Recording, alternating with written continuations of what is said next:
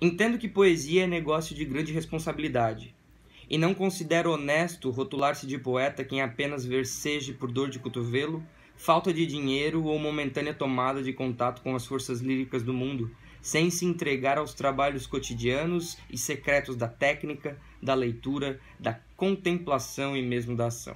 Até os poetas se armam, e um poema desarmado é mesmo um ser à mercê de inspirações fáceis, dócil às modas e compromissos.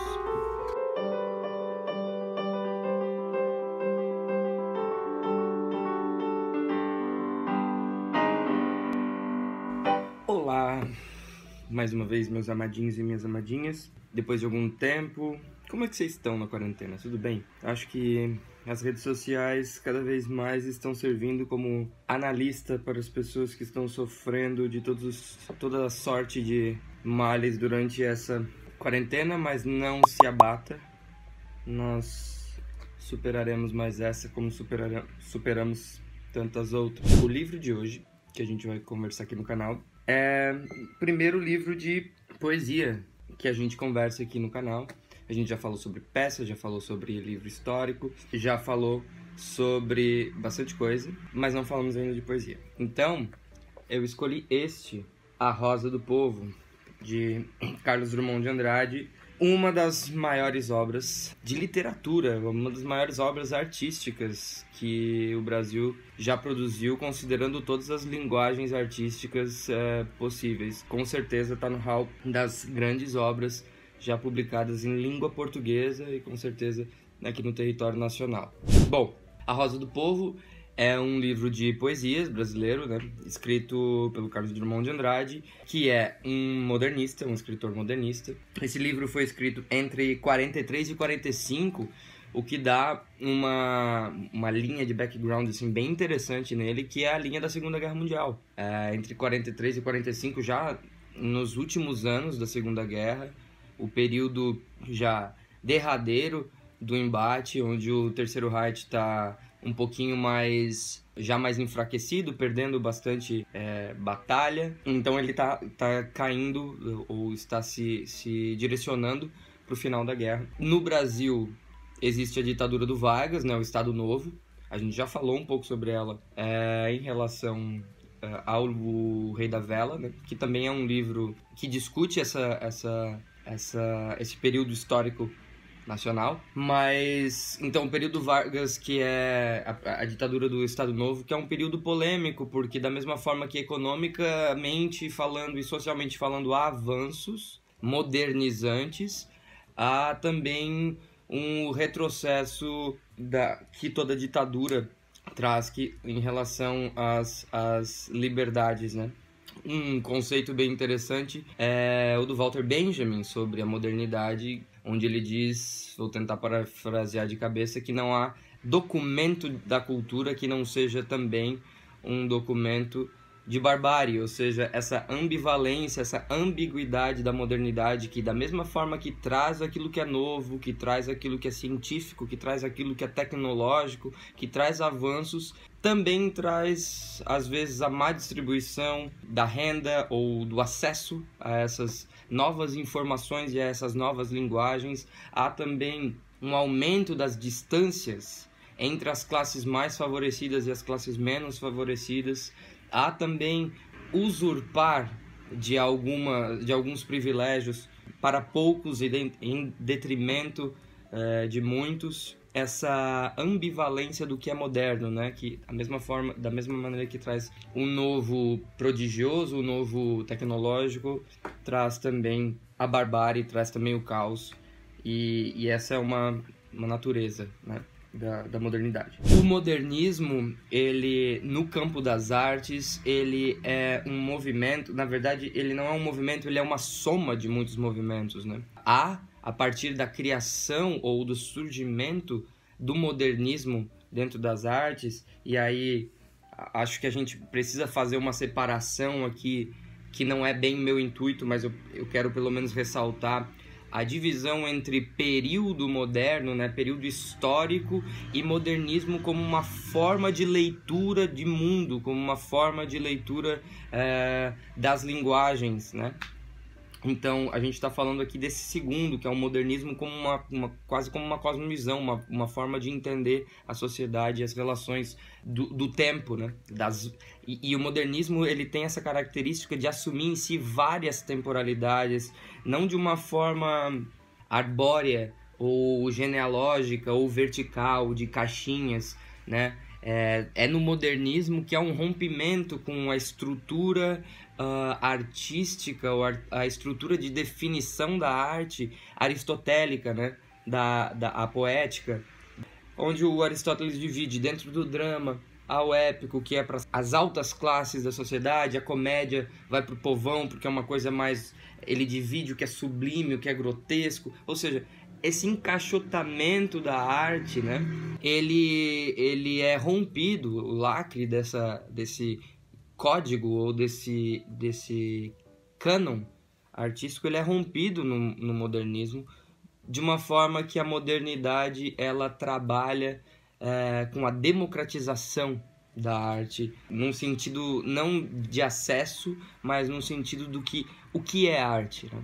Então, um vaso sanitário, um extintor, um quadrado preto num fundo branco, ou um quadrado branco num fundo preto, enfim, a arte de uma forma como quebra de linguagens engessadas, como se as línguas que existiam até então fossem insuficientes para capturar alguma coisa, e a partir dessa própria linguagem quebrada a gente reconstrói uma sintaxe dessa linguagem para falar coisas que até então não eram faladas. Aí eu indico também a leitura da Partilha do Sensível, do Jacques Rancière, e além do livro do Rancière, Crítica e Clínica, do Gilles Deleuze, onde no primeiro capítulo ele fala de literatura e vida, e também dessa necessidade da fragmentação das linguagens da forma que a gente conhece, que de certa forma é uma rejeição, ou o ato de rejeitar as coisas postas, quebrá-las e reorganizá-las para falar então de coisas que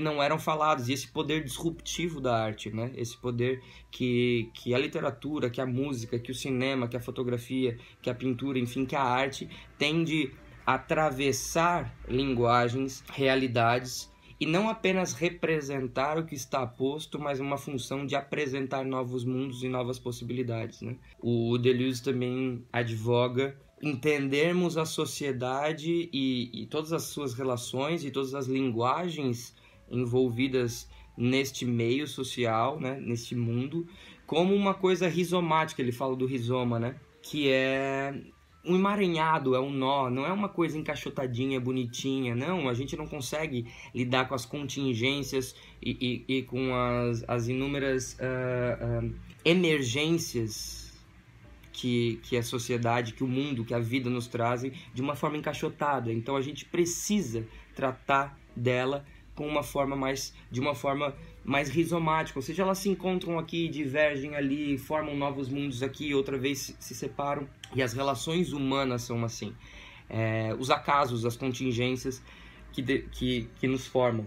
Aqui teria muito pano para manga, mas não é o objetivo aqui, eu só estou dando um panorama do que o modernismo vem trazer, e dentro do modernismo aí a gente tem N escolas diferentes, né? E até um pouco de dúvida de onde realmente começou, mas Baudelaire é um grande símbolo do modernismo, e ele é reclamado por várias escolas literárias de simbolismo, enfim.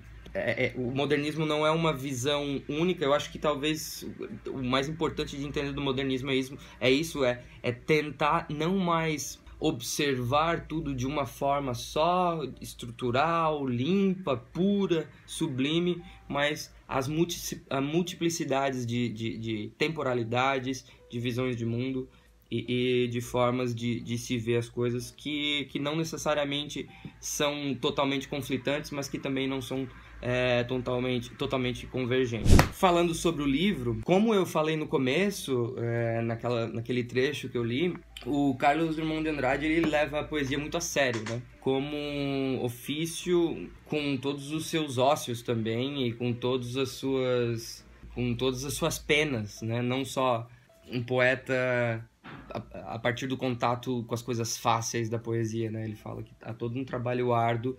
E esse livro eu acho que é uma demonstração disso, porque é um momento é um momento que não é bom, né? O momento da Segunda Guerra, o momento do Estado Novo aqui. E há toda uma simbologia revolucionária, toda composta a partir de poemas que são sociais, de uma variedade temática e técnica muito grande. A multiplicidade de temas é justamente uma prova ou um sinal de que a modernidade é um complexo cheio de muitas coisas. É uma captação de sentimentos vastos, né? De dor, de agonia, como ele vê o tempo, como ele vê a morte, como ele vê vários dos componentes que fazem da vida o que ela é. Muita metáfora, né? Muitas figuras de linguagem que é não o que se diz, mas o que se quer dizer com o que é dito. Então tem todo um jogo de palavras para simbolizar o uso de signos e símbolos, né? Toda uma tensão com imagens surrealistas também que captam um sentimento não daquilo que está posto e visto, mas uma coisa mais íntima, mais internalizada também da situação. Toda a participação e atenção entre política e um ceticismo político que o modernismo traz também, uma crítica ao cientificismo e um medo de que a ciência não seja mais suficiente, uma vez que a ciência nos trouxe tanta coisa boa, mas também nos trouxe tanta coisa ruim. Isso é um sentimento muito moderno, que trata da ambivalência, da ambiguidade. Acho que ambivalência é a palavra certa. Que não é um ou outro, é um e outro ao mesmo tempo, né? Tanto o tecnológico quanto o pobre, tanto o caótico quanto o organizado, tanto o grotesco quanto o sublime, essa ambivalência. Como eu já falei, ele trata muito de reflexão existencial, de vida, de amor, de cotidiano, de amigos, e também um pouco de metalinguagem, falando da própria poesia, a poesia falando de poesia. É um livro bem interessante, que ele é uma montanha-russa de sentimentos, e eu acho que pela efervescência do momento atual, social, político, econômico, nacional, global, mas sobretudo nacional, acho que é um livro que é ainda muito atual e que eu indico bastante, tá bom? Espero que vocês gostem da leitura e me mandem sugestões e também me mandem as suas reações às leituras e o que vocês entenderam deste livro. Tudo bem? Um grande beijo para vocês. Espero que vocês estejam bem em casa, família, amigos, todo mundo, os amados, e vamos superar essa, né? Um beijão e até a próxima. Tchau, tchau.